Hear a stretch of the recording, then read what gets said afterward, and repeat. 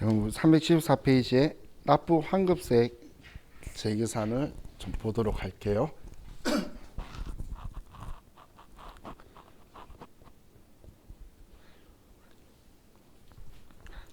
자, 이 재계산이라는 거 표현에서 보이는 것과 같이 우리 다시 계산하겠다라는 거죠. 그럼 어떤 걸 다시 계산하겠다라고 이야기하는 거냐면 저희는 고정자산만, 우리 고정자산이라는 건 감가상각하는 자산이죠. 그러면 우리 회계상에서도 1년 이상을 거쳐서 쓰니까 그러면 이 회계기간 죄송해요, 이 과세기간 이상을 거쳐서 쓴다라는 거예요. 그럼 우리가 지금 우리 공제받지 못할 매입세 명세서에서는 지금 하고 있는 게 면세 사업에 사용한 만큼 우리는 지금 면세 비율만큼을 불공제를 하는데 과세 기간마다 면세 사업의 비율이 달라질 수가 있겠죠. 그러면 과세 기간별로 차이가 나는데 이걸 한번 구입했을 때의 면세 비율로 끝까지 가는 건 적절하지 않다는 거예요. 자, 그렇기 때문에 이 재계산은 과세 기간별 면세 비율이 5% 이상 차이가 날 때만 하는 거예요. 그럼 5% 이상 차이가 안 난다라는 건 얘는 5% 이상 차이가 안 날 때는 이때는 기존 면세 비율을 사용하겠다는 거예요. 얼마 차이가 안 나니까 그냥 다시 계산 안 하고 기존에 우리가 사용하고 있던 면세 비율을 그대로 쓰겠다는 이야기예요. 그럼 우리는 과세 기간별로 하는 거기 때문에 이건 예정 신고 때는 임시적인 기간이죠. 그렇기 때문에 이 재계산은 확정 신고 시에만 하는 거예요. 그래야 이번 과세 기간에 면세 비율이 결정이 되게 되겠죠. 자, 그리고 이 재계산은 얘는 고정 자산별로 각각 계산하는 거예요. 다 같이 이번엔 재계산한다고 뭐 재계산 전부 다 하고 재계산 이번엔 안 한다고 해서 전부 다 안 하는 게 아니고 취득했을 때부터 면세 비율을 계산해서 내려오는 거예요. 그럼 자산마다 취득한 시점이 다르겠죠. 그래서 서로 하는 시점이 틀리다는 이야기예요. 자, 오른쪽에서 제가 예를 좀 들게요. 이 부분만 자르고. 자, 예를 들면 X1년도 1기, X2년도 2기, X1년도 1기, 2기, X2년도 1기, 2기, X3년도 1기, 2기 이렇게 6개의 과세 기간에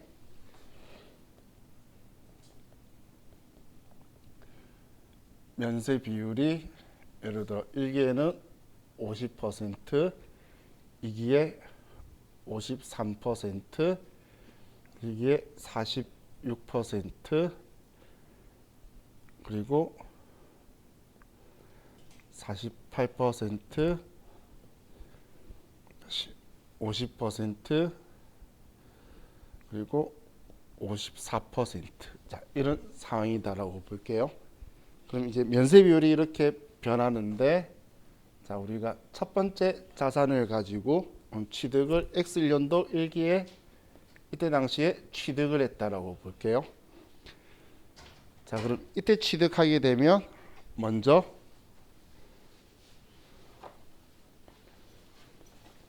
취득을 하면 첫 번째 이 둘의 과세 기간의 면세 비율 차이를 보면 5%가 차이가 안 나죠.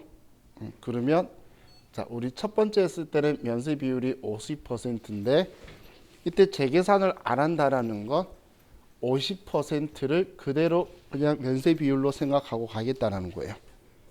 50%를. 자, 그럼 X2년도 1기에 보면 46%예요. 바로 직전하고 비교했을 때는 5% 이상의 차이가 나죠. 하지만 우리는 지금 면세 비율 사용하고 있는 거는 이때 재계산 안 했기 때문에 50%로 쓰고 있다는 거예요. 그럼 50%하고 차이는 아직 5%가 차이가 안 나죠. 그렇기 때문에 이때도 재계산을 안 하고 50%로 그냥 그대로 간다는 이야기예요. 그럼 이 시점에 봤을 때도 차이가 얼마 안 나죠. 그러면 이때도 재계산을 안 하는 거고, 이때도 재계산을 안 할 거고, 이때도 재계산을 안 할 거라는 거예요. 지금 왜 쭉 재계산을 안 하고 왔냐면 우리는 50%로 잡고 나서 첫 과세 기간 끝났을 때 50%인데 그 뒤로는 플러스 마이너스 5%가 차이가 안 났죠. 그렇기 때문에 이 50%의 면세 비율로 차이가 얼마 안 나니까 계속 쭉 왔다라고 생각하시면 돼요. 자, 그런데 만약에 두 번째 자산 가지고 취득을 이 시점에 했다라고 볼게요. 취득을 이 시점에 취득을 하게 되면 자, 얘는 53%의 면세 비율 때 하게 된 거예요. 그럼 이 자산은 그 다음 과세기간의 면세 비율이 46%니까 7% 차이가 나죠. 그러면 우리는 마이너스 7%만큼 조절을 해줄 거고, 그러면서 얘는 46%로 변하게 되는 거예요. 이게 재계산하는 시점이다라고 보시면 돼요. 그럼 이때 재계산을 하고 나면 이제 그 다음 46%인데 48%니까 재계산 안 하니까 46% 그대로 가고, 얘도 50%니까 재계산을 안 하고 46% 그대로 가다가 마지막에 54%죠. 그러면 46%하고 차이는 8% 차이가 나네요. 그러면 이때는 8%를 해서 54%로 면세 비율을 조정하는 거예요. 그러면 자산마다 면세 우리 재계산했던 시점이 틀리겠죠. 그럼 우리 컴퓨터에 우리 지금 9103번 회사 지금 쓰고 있죠. 그럼 9103번 회사로 들어가서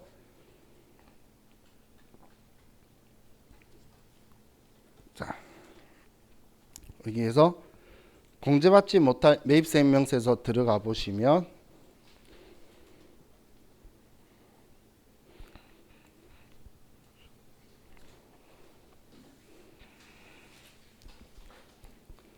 자, 기간을 우리 10월부터 12월로 들어가고,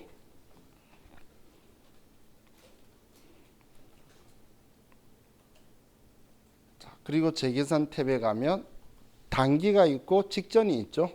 입력하는 게 우리 재계산 탭에 가면 10월부터 12월 가서, 그럼 지금 이 시점의 경우에 단기에는 이 면세 비율을 계산한 걸 쓸 거예요. 지금 이 시점이면. 그러면 직전은 표현이 직전인 거지, 직전 마지막 재계산했거나 확정 신고하면서 정산했던 시점에 면세 비율을 내기 위해서 쓰는 거예요. 그래서 지금 이 46%가 되도록 했던 그 면세 비율 계산했던 총 공고가액과 면세 공고가액을 쓰는 거예요. 결론은 그 옆에 증감률이라고 있죠. 그 증감률에 이 값이 나와야 되는 거예요. 증감률에 이 값을 내기 위해서 하는 건데, 원래 스마트A에는 그 총 공고가액, 면세 공고가액 이렇게 쓰는 칸이 없어요. 그냥 이걸 쓰게 되어 있는데, K랩에서는 여러분들 편하라고 총 공고가액 쓰면 면세 공고가액하고 총 공고가액 쓰면 면세 비율의 차이를 컴퓨터가 계산해 주려고 썼는데, 그 표현할 때 괜히 직전이라고 표현해서 정말 직전 면세 비율 걸 써버리면 틀린다는 거예요. 얘 둘이 차이하면 죄송해요.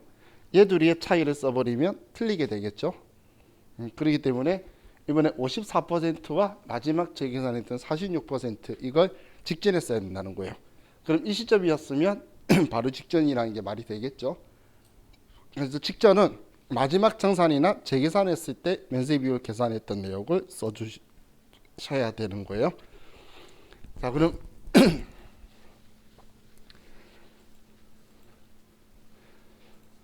자, 여기에 자, 감가체감률이라는 게 있는데, 이 감가체감률은 일과세 기간에 생각했을 때 건물이나 구축물은 일과세 기간에 5%의 체감률의 차이가 발생한다고 보는 거고, 기타 자산은 25%, 우리 기계장치나 차량 운반구나 비품은 25%의 감가 체감률이 차이가 난다고 볼 거예요. 그리고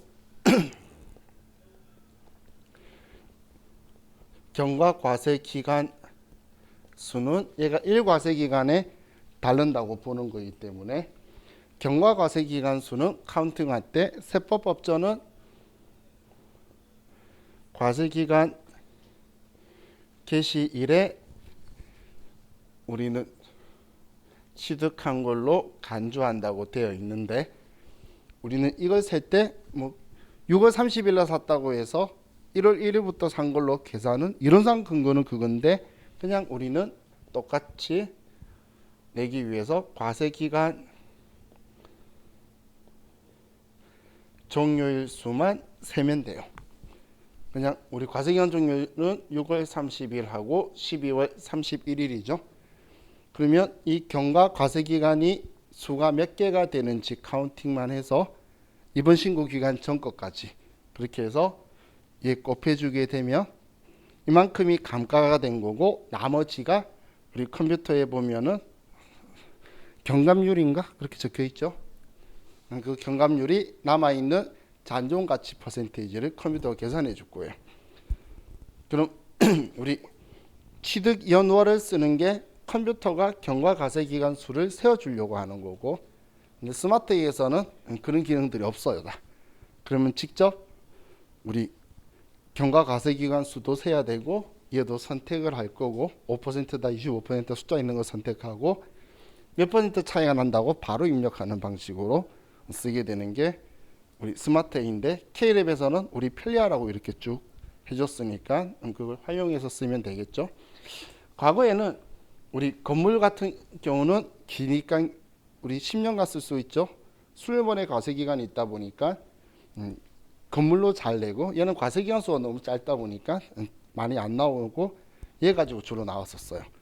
그런데 요즘은 이상하게 다른 것 때문에 그런지 얘가 오히려 정산 탭보다 기출 문제 잘 안 나와요.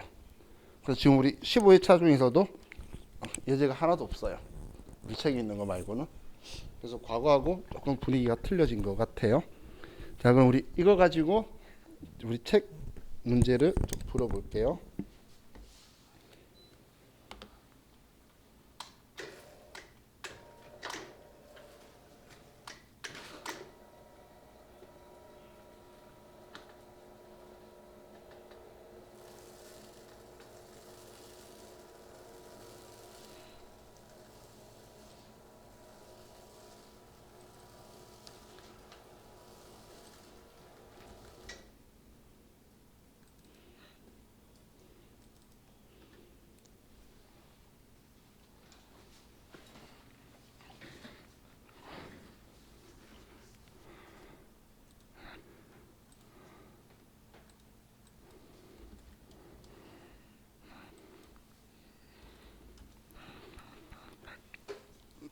자, 먼저 12번 문제를 보면 부가가치세 과세 재화와 면세 재화 제조에 공통 사용하는 차량 운반구에 대한 2020년 2기 부가가치세 확정 신고 시에 납부 환급세액 재계산 자료에 의해 해당 세액을 계산하시오.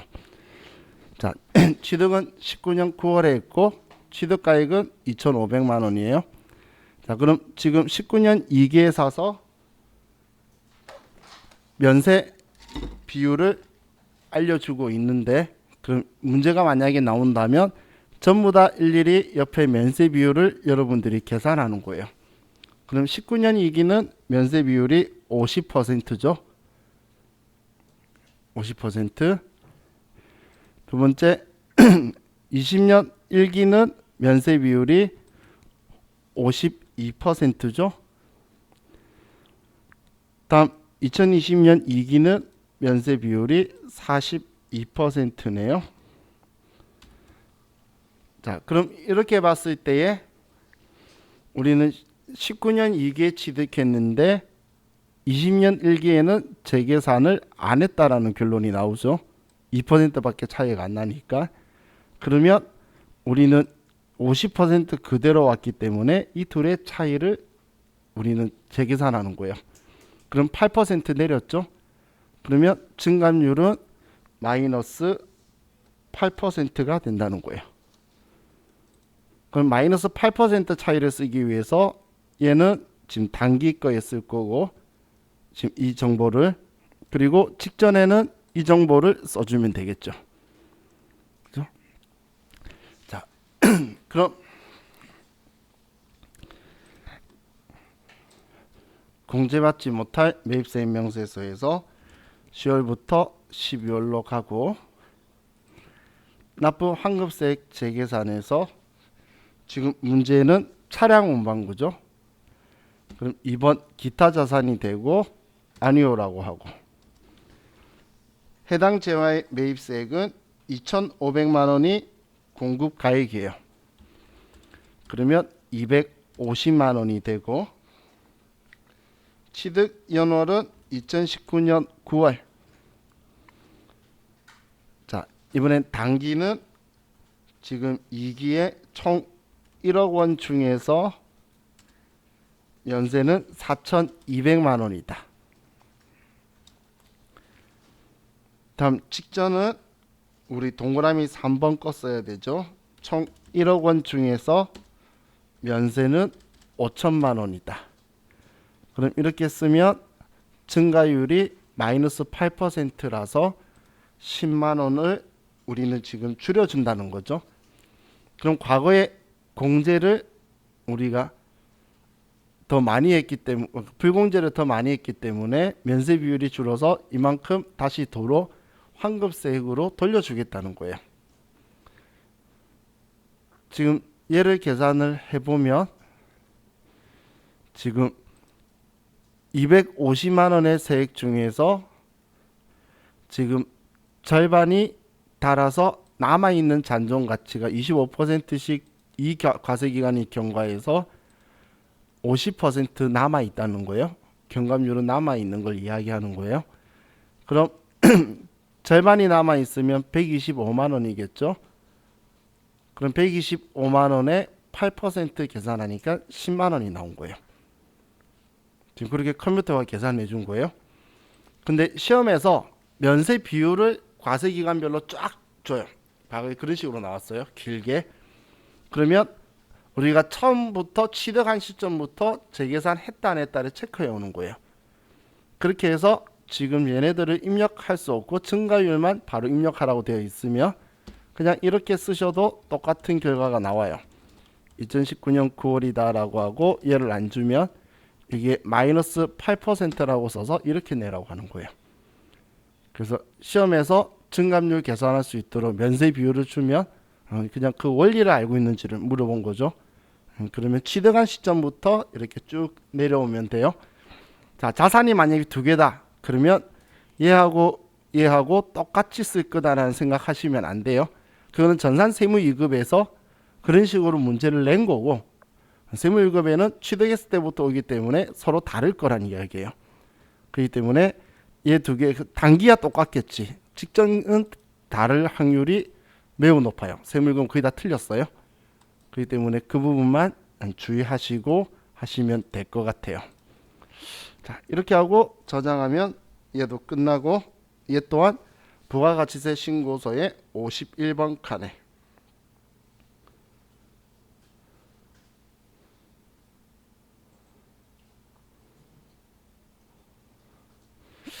자, 우리 부가가치세 신고서에 10월부터 12월로 가보면 지금 여기 51번 칸이 안분 탭에서 들어왔었고 청산 때도 들어왔던 그 탭이죠. 이 탭에 이 금액이 똑같이 들어온다고 보시면 돼요. 자, 이게 우리 공제받지 못할 매입세 명세서 이야기고, 자, 다음 이제 우리 교재 오른쪽에 13번 문제를 보면, 자 13번은 다음 재화의 공급 의제에 대한 2020년 1기 확정 과세표준세액을 계산하시오. 본 문제는 다른 문제와는 관련성이 없으며 부속명세서 및 부가가치세 신고서 작성은 생략한다. 그냥 계산해보라는 거예요. 그럼 계산해보면, 자 주식회사 갑을산업은 총괄납부 사업자 및 사업자 단위 과세 사업자가 아니며 다음에 반출한 제품을 기준으로 공급가액을 계산하시오. 자, 우리 부가가치세 신고 관련 문제가 나오는데 이런 글자가 문제에서 등장한다. 그러면 얘는 직매장 반출이라는 자가공급, 간주공급이 있을 거다라고 생각하시면 돼요. 왜냐하면 직매장 반출이 사업장 단위 과세 제도를 쓰고 있는 곳에만 해당되지 얘네들을 쓰고 있으면 원칙적으로 성립이 안 되기 때문에 그걸 이야기하려고 이렇게 적혀 있어요. 자, 그럼 첫 번째 직매장 반출 판매 목적으로 한 건 원가 500, 시가 750이에요. 그럼 자, 우리 얘는 간주 공급 맞나요? 우리 판매 목적 타사업장 반출은 간주 공급이죠. 그럼 얘 간주 공급을 하는 목적은 원래 간주 공급의 취지는 매입세액 공제 받았고 그리고 과세 표준을 시가로 팔았다고 할 거고 그리고 증빙을 해줄 곳이 없는 게 특징인데 직매장 반출은 매입세액 공제 받았다 안 받았다가 아니고 공장과 직매장을 봤을 때 공장에는 매입세액만 있고 직매장은 우리 판매하는 매출세액만 있을 거라는 거예요. 그럼 매입세액은 확정 신고일로부터 30일 이내 공제해 주는데 우리 납부하는 매출세액은 예정 신고 기간 신고 혹은 확정 신고하는 날에 우리는 납부를 해야 되기 때문에 그 기간이 부담스럽겠죠. 그렇기 때문에 우리는 공장이 직매장에 판 게 아닌데 팔았다고 해서 공장에는 사온 금액대로 팔아버리면 매입세액이 납부세액이 하나도 없게 되겠죠. 1,000만 원치 사온 걸 1,000만 원에 팔아버렸다고 해버리면 그냥 아무것도 없을 거잖아. 그리고 직매장에서는 공장에서 그냥 가지고 온 거라고 하면 매출세액만 있을 건데 공장에서 우리가 사온 걸로 해버리면은 그러면 매입세액이 있기 때문에 그걸 뺀 금액이 납부세액으로 정리가 되겠죠. 그래서 사업자를 위해서 만든 거라서 매입세액 공제 유무를 불문하고 그리고 우리는 원가로 세금 계산서를 발행해야 되죠. 기억이 안 나시는 것 같은데 자 기억해 두셔야 돼요.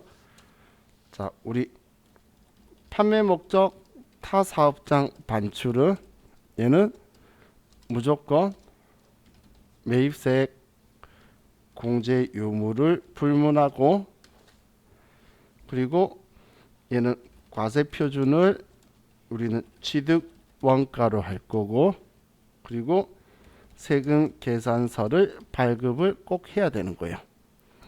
만약에 세금 계산서 미발급 시 세금 계산서 미발급 가산세 2% 대상이 돼요. 자, 이게 우리 시험에 나와요. 부가가치 신고 작성하는 데에. 그러면 간주 공급 기억하시고 가산세 계산도 원가로 하는 거지 시가로 하는 게 아니에요. 자주 등장하는 애니까 기억해 두세요. 그럼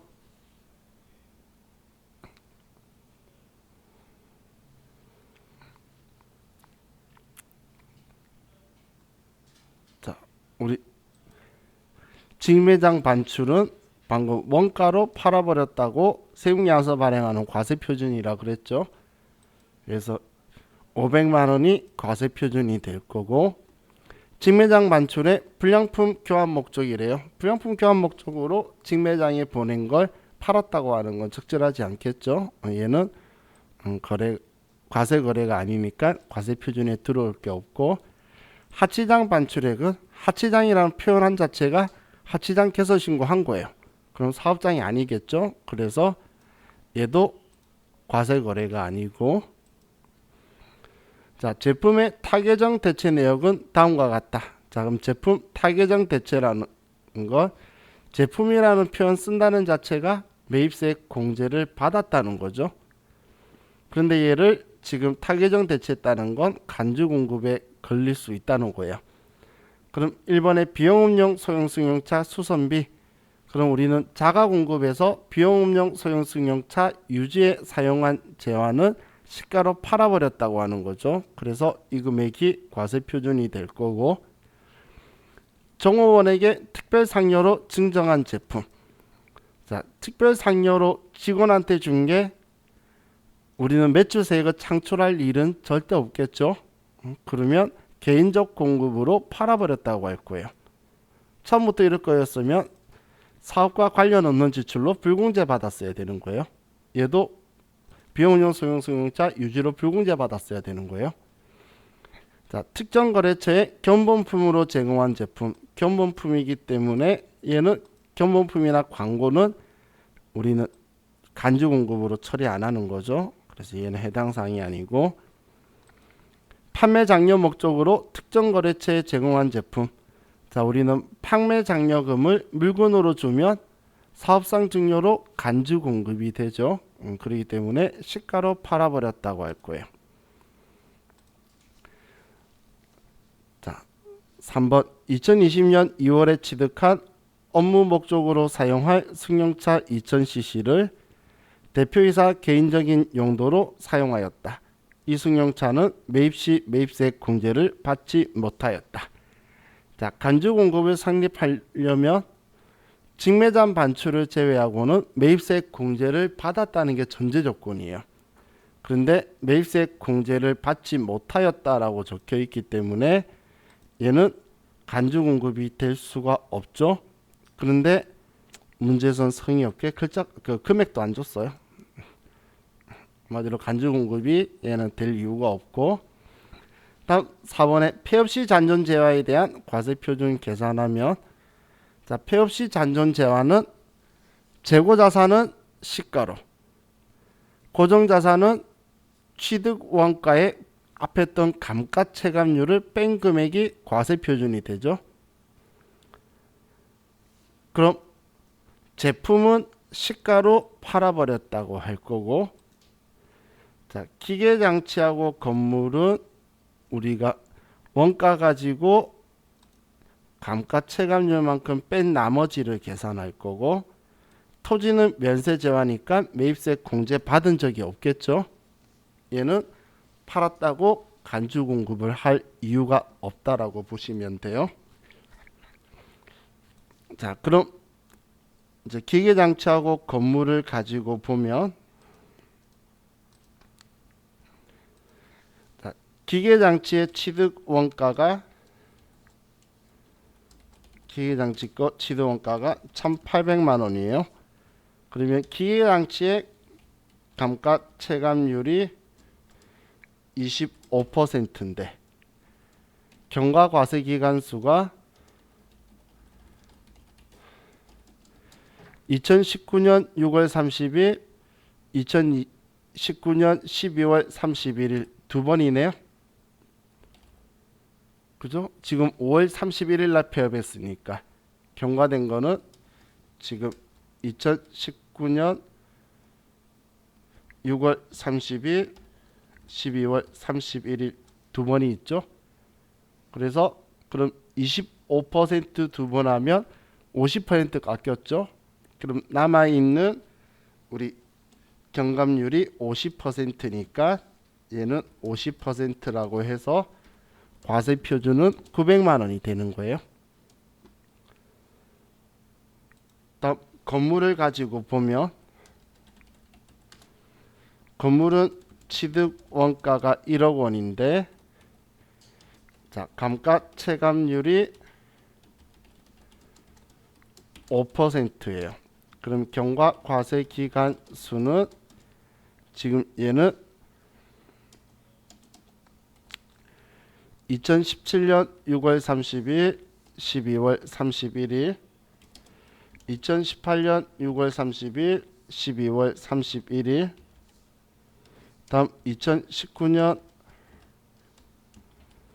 6월 30일, 12월 31일 이렇게 하면 지금 경과 과세 기간 수는 전체가 다 총 세어보면 6번이죠. 지금 제가 너무 벌려서 썼는데 전체가 총 6번이네요. 그럼 6번이면 우리는 30%가 다른 거죠. 1과세 기간에 5%인데 6번 과세 기간이 지났어요. 그러면 30%가 경감 줄었으니까 우리는 남아있는 잔존 경감률이 70%라서 과세 표준은 7천만 원이 되게 되겠죠. 자, 이런 문제는 자 이론 시험에서 등장할 거니까 나중에 여러분들이 가셔서 513페이지에 이론 문제 한번 풀어보세요. 지금 제가 한 이 4번 가지고 이론 문제 나올 거니까 그럼 그거 보고 여러분들이 계산하실 수 있으면 좋을 것 같아요. 자 이렇게 하면 이제 얘는 끝났고 자 다음 페이지 넘겨서 이제 14번 신용카드 매출연표 수령명세서가 있네요.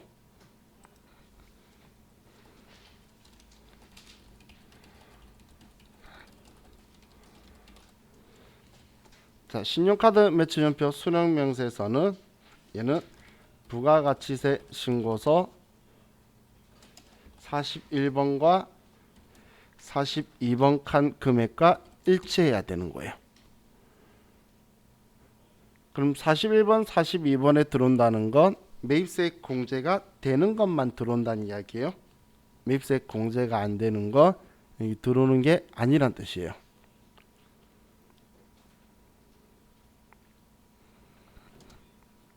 그럼 신용카드 매출연표 수령명세서는 세금계산서로 치면은 매입처별 세금계산서 합계표처럼 우리는 세금계산서 주는 게 아니고 합계표로 주죠.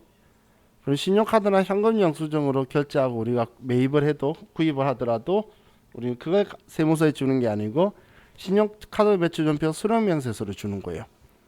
또 다르게 표현하면 부가가치 신고서 41번, 42번 칸에 금액이 들어가 있으면 얘도 같이 제출이 된다고 보시면 돼요. 근데 더 단순하게 말하면 매입 매출 전표 입력하면 얘 작성되고 얘 작성이 될 거예요. 그럼 시험에서 얘가 등장을 하는 건 얘는 여기에 입력하면 안 되는 걸 빼내는 거예요. 그럼 입력하면 안 되는 걸 빼낸다는 건 얘는 그 신용카드나 현금 영수증 같은 거 수령액 중에 공제 불가 항목을 입력하지 않는 게 시험 테스트예요.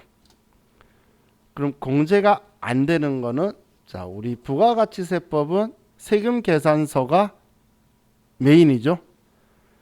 세금 계산서가 메인인데 세금 계산서를 받아도 안 되거나 혹은 세금 계산서를 발행할 수 없는 사람 거는 사업자 거는 신용카드를 받는다 하더라도 공제 안 해주겠다는 거예요. 신용카드가 안 되는데 죄송해요. 세금계산서가 안 되는데 신용카드 해준다는 건 말이 안 되는 거예요. 부가세법에서는. 그래서 공제 불가 항목이 첫 번째가 세금계산서 받아도 안 되는 공제 안 되는 불공제 사유. 불공제 사유에 해당하는 건 세금계산서 받아도 매입세 공제 안 해주죠. 하지만 그래도 세금계산서니까 매입 매출 전표에 쓰는데 얘는 그래서 아예 그냥 부가가치 신고서에 오지마 일반 전표로 가는 거예요.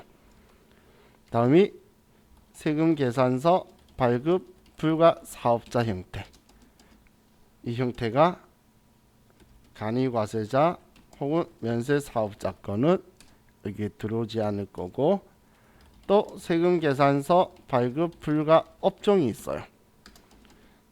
업종이 목욕, 이발, 미용, 여객 운송 영역. 여객 운송 영역에는 항공권, 고속철도 혹은 택시 이런 형태들이 사용한 거는 세금계산서 발급 불가 업종이니까 법인카드나 현금 영수증으로 결제를 해도 매입세 공제 안 해줄 거고, 다음에 입장권 발행하는 업자 있죠. 이것 여기에서도 세금계산서 발급이 불가한 곳이기 때문에 우리는 신용카드나 현금 영수증 지출증빙 받아도 매입세 공제를 안 해줄 거니까 여기에도 안 들어오고, 부가가치 신고서 작성하는 문제에서도 41번, 42번에 신용카드 수치에다 적혀있고 과세 거래를 하더라도 안 쓰는 거예요. 자, 지금 그럼 얘네들은 전부 다 만약에 전표 입력할 때는 일반 전표에 입력하는 항목들이에요. 얘네들은. 자, 그리고 또 여기에 입력 안 하는 내용이 세금계산서 수치분이에요. 세금계산서를 받게 되면 세금계산서로 공제받아야 되지 신용카드나 현금 영수증으로 받으면 안 되기 때문에, 그래서 여기에서는 공제 안 되니까 안 들어오는 거예요. 세금계산서에서만 한번 들어가서 공제를 하면 끝나는 거죠. 그럼 우린 지금 이 항목들을 숙지를 해서 이 서식도 그렇고 부가가치세 신고서 작성하는 문제에서도 우리는 지금 이 항목들은 41번, 42번 칸에 안 들어가도록 하는 거예요. 자, 그럼 문제를 보면, 자, 다음은 7월부터 9월까지 공급자와 부가가치세액을 별도로 구분 기재하여 거래처로부터 신용카드 매출전표를 발급받은 내용이다. 신용카드 매출전표 등 수령명세서를 작성하고 제2기 예정 부가가치세 신고서에 그 내용을 반영하시오. 자, 첫 번째는 번개택시 운수업이죠. 운수업권은 안 돼요. 여기 운송 영역이라서 운수업이라서 얘는 안 되고, 자, 대서양은 소매업이고 일반 과세자인데 특정 거래처에 대한 선물 비용, 그럼 우리 불공제 사유에 있는 접대비 및 이와 유사한 비용 관련이죠. 그래서 얘 안 되고, 인도양은 음식점업, 일반 과세자, 직원 회식 때 본인후생비고 현금 영수증, 얘는 문제가 없으니까 매입세 공제가 되겠네요. 인도양은 매입세 공제가 되고, 다음 동해는 소매업이고 봤더니 간이과세자네요. 간이과세자라서 매입세 공제가 안 되고, 독도는 목욕업이네요. 목욕업이라서 매입세 공제가 안 되고, 서도는 서비스 전산용품 수리 문제 없는데 세금 계산서를 수취했어요. 세금 계산서로 공제 받아야 되기 때문에 매입세 공제가 안 되네요. 그럼 되는 거는 인도양 하나밖에 없다, 그죠? 그래서 얘 하나만 입력하면 끝나네요. 자, 그럼 신용카드 매출전표 수령명세서로 가면,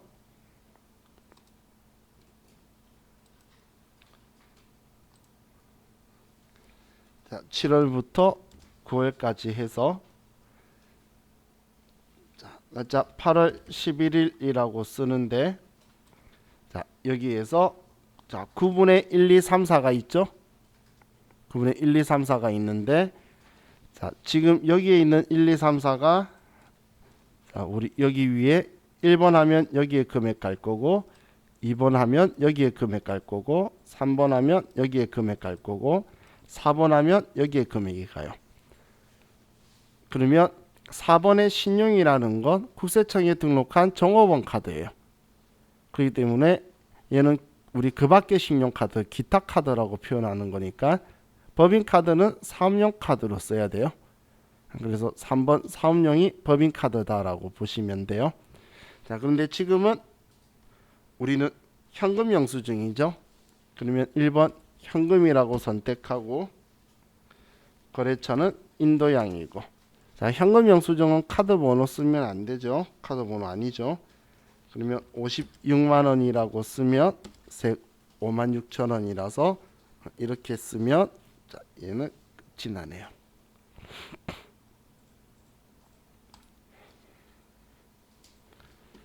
자, 신용카드 매출전표 수령명세서는 뭐 크게 특이한 거 없어요. 방금 말했던 게 전부 다니까 세무유급보다 뭐 어렵다, 특이하다 이런 부분이 없어서 여러분들이 그냥 늘 알고 계신 대로 한번 해보시면 될 것 같아요.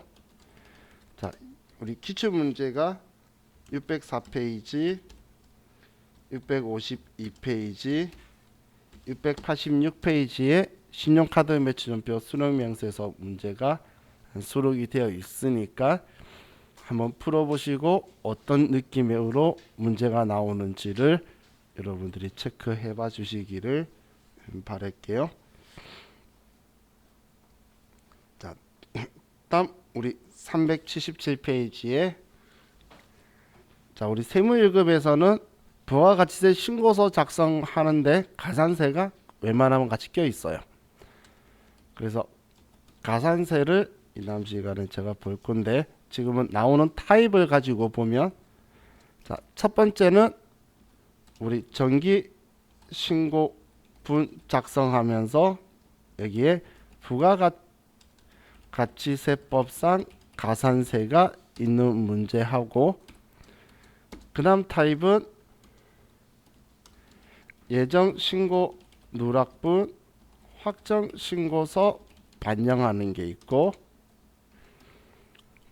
세 번째는 확정 신고 누락분 수정 신고하는 게 있고 네 번째는 무신고한 거 통째로 신고 안 한 거 무신고를 우리는 기한 후 신고하는 걸로 해서 우리 시험에 네 가지 타입이 있을 수 있어요. 그럼 전산세무위급에서는 지금 최근 스타일로 하면 얘가 제일 많이 나오죠. 세무위급에서는. 그리고 나머지 얘네들이 간간히 나오고 최근에 갑자기 얘가 잘 안 나오더라고. 세무위급에 몇 번 나올 때는 또 주구장창 얘들이 번갈아 나오더니 좀 안 나오는 타입인데 세무위급에서는 1번이 잘 안 나와요. 그리고 그냥 2번, 3번은 비슷하게 나오고 4번은 너무 쉬워서 그런지 어쩌다 한 번씩 등장을 해요. 그래서 우리 가산세 문제는 시험 때 얘가 등장을 꼭 할 거니까 자고 지금 우리 5분인데 가산세 설명하면서 잘라버리면 좀 애매하니까 쉬었다가 저와 같이 가산세 정리하고 문제 풀어볼게요. 자, 쉬었다 합시다.